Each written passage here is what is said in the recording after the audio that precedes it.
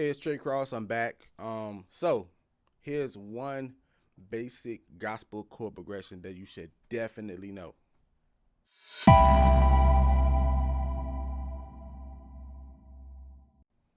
All right, so this chord progression is called the 4-6-5.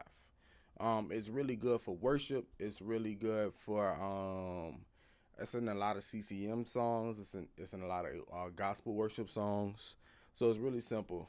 On the I'm gonna do it in C.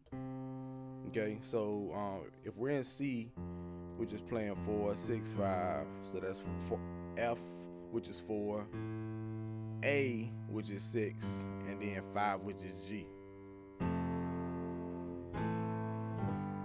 Okay, all it is an F major chord, but I inverted it, and then you got an A minor chord, and then the G major chord.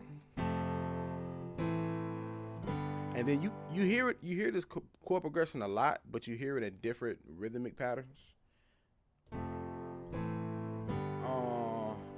Sometimes you hear it like this.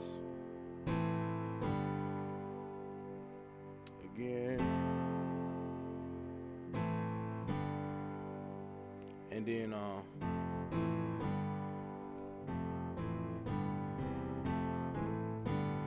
right here I added a 3, but you get what I'm saying. So yeah, you hear that progression a lot. You definitely need to know the 4-6-5 chord progression.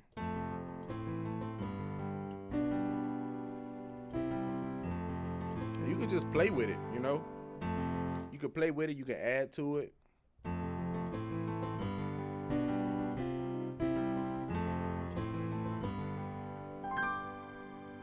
So 4-6-5. Make sure you know that.